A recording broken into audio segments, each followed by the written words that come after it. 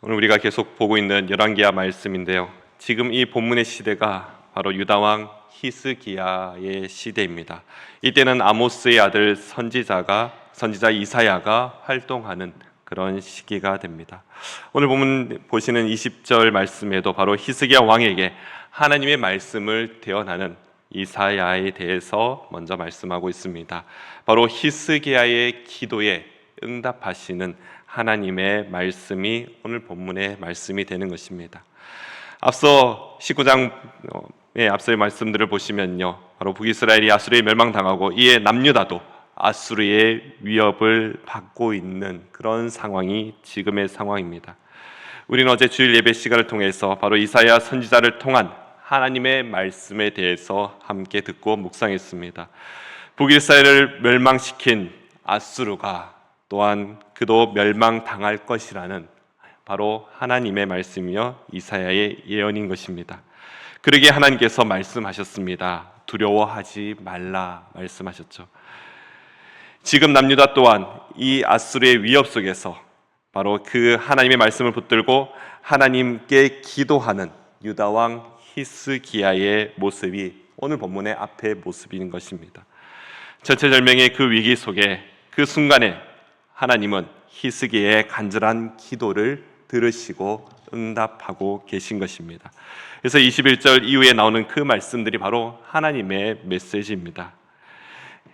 여호와께서 아수르 왕에게 대하여 이같이 말씀하시기를 하시며 처녀딸 시온이 너를 멸시하며 너를 비웃었으며 딸 예루살렘이 너를 향하여 머리를 흔들었나이다.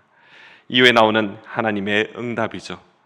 근데 이 응답의 말씀들을 보면은 처음 볼 때는 이게 무슨 말씀인가 잘 이해가 되지도 않습니다. 그러나 하나하나 보면요, 구약에서는 종종 예루살렘 성읍과 그 주민들을 의인화하는데 21절에 예루살렘은 처녀딸처럼 무방비한 상태로 연약하게 놓여 있다라는 것입니다.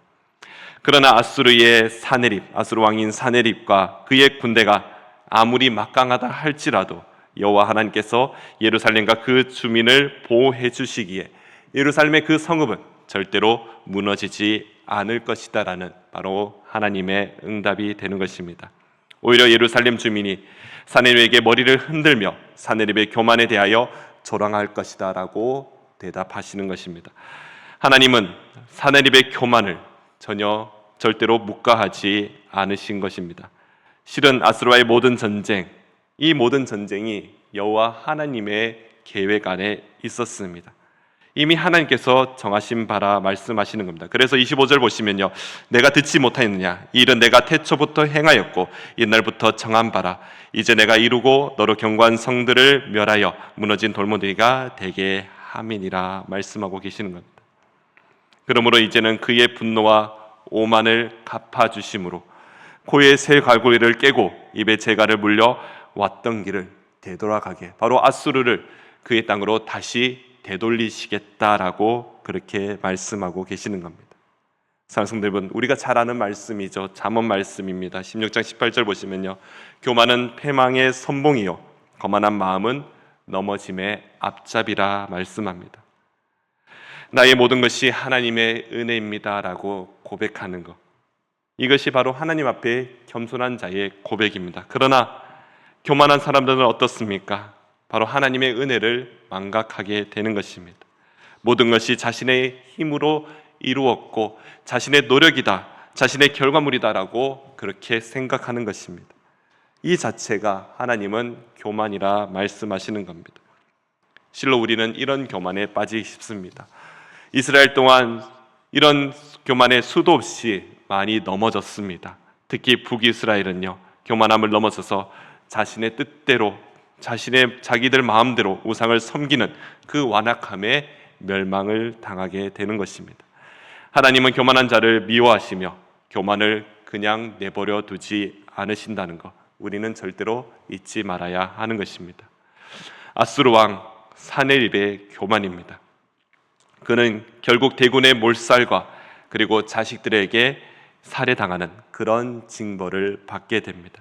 사랑하는 성도 여러분, 교만을 버리고 겸손함으로 주님 앞에 나아가는 모두가 되시기를 간절히 소망합니다. 겸손함의 가장 우선은 앞서 말씀드린 하나님 모든 것이 하나님의 은혜입니다라는 그 고백에서 시작된다라는 것입니다. 또한 우리 안에 어떤 문제를 볼 때요, 남을 탓하는 것보다는요, 그 전에 스스로 나에게 그 문제에 무슨 문제가 없는지를 살펴보는 자아 성찰, 그것이 이 문제를 풀어가는 실마리가 될 것입니다. 우리는 나의 허물은 한없이 작아 보이지만 남의 허물은 너무나도 크게 보이는 것, 그래서 남 탓을 하는 것이 우리 어린아이들부터 가지고 있는 본성으로 보여집니다. 이것 또한 교만이라는 것이죠. 이러한 교만을 깨닫지 못한다면요, 하나님 반드시 우리의 교만을 꺾으시며 우리를 겸손한 자로 만드시는 분이시라는 것, 우리는 절대로 잊지 말아야 하는 것입니다. 그러기에 하나님께서 꺾으시기 전에 우리의 연약함을 깨닫고 하나님 앞에 겸손함으로 나아가는 우리 예수 그리스도의 모든 성도님 되시기를 간절히 소망합니다.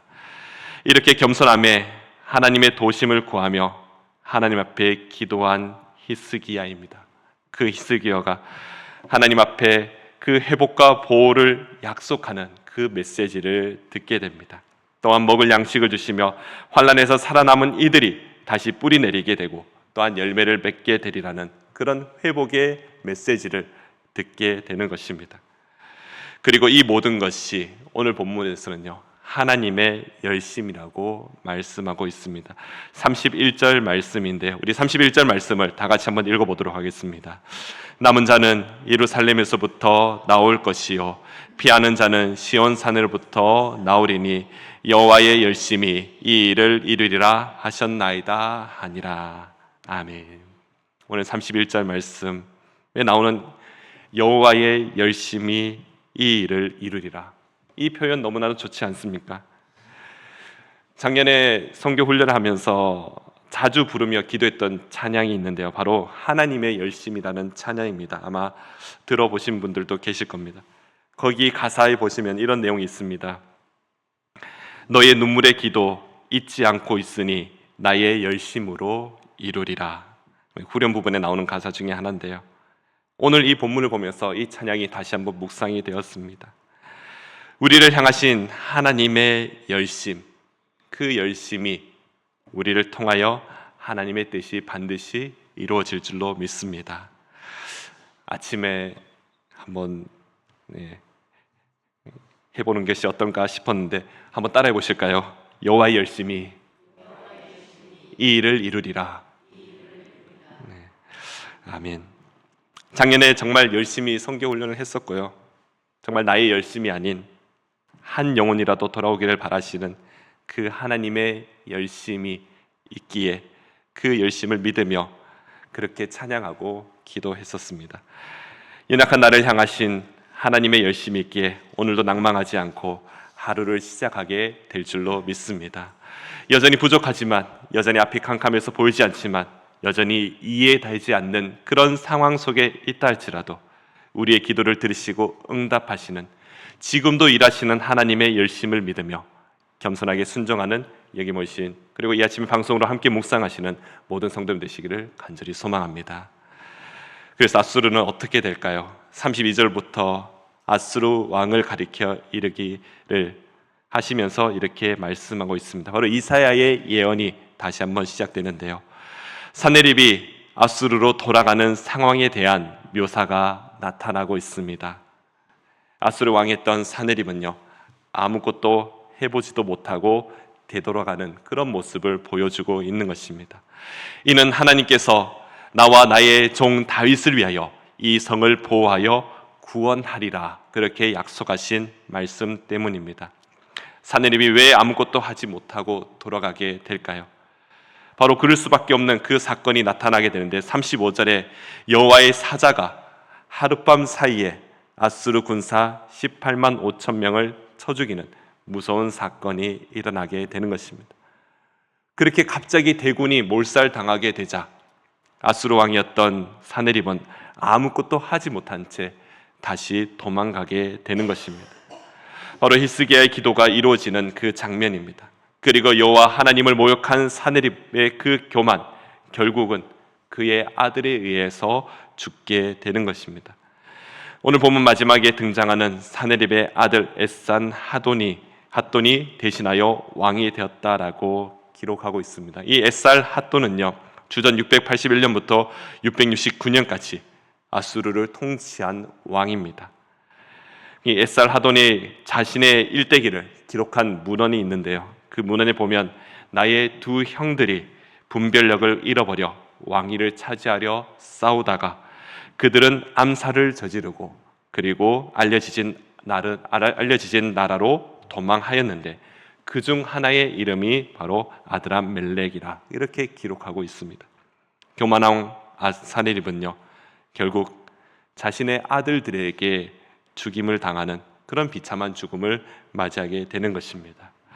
사랑하는 성도 여러분, 겸손히 주님 앞에 나아가 주님 앞에 간구하며 기도하는 이 아침이 되시기를 간절히 소망합니다. 또한 나의 열심보다 하나님의 열심입니다. 여호와의 열심이 오늘 하루도 좌절하지 않고 기쁨과 소망으로 살아가게 하신다는 것을 우리가 믿음으로 그렇게 순종하는 모든 성도님 되시기를 간절히 소망합니다. 우리의 기도에 응답하시는 그런 하나님만을 의지하며 오직 예수 안에, 오직 믿음으로, 또한 오직 말씀으로 날마다 하나님 은혜 안에 살아가는 우리 예수 그리스도의 모든 성도님 되시기를 간절히 축원합니다. 기도하겠습니다. 주님, 이 아침에도 주님 앞에 나와 우리의 간구와 우리의 기도를 하나님께서 들으실 줄로 믿습니다. 하나님 앞에 우리가 순종하며 겸손한 마음으로 엎드려 날마다 주님 앞에 은혜를 간구하는 모두가 되게 하여 주시옵소서. 그라여 한 사람도 빠짐없이 주님의 음성에 응답받으며 주님 앞에 믿음으로 확신하며 나아가는 오늘 아침 이 한 주간이 될 수 있도록 주님 도우시고 인도하여 주시옵소서. 감사드리며 예수님 이름으로 기도드립니다. 아멘.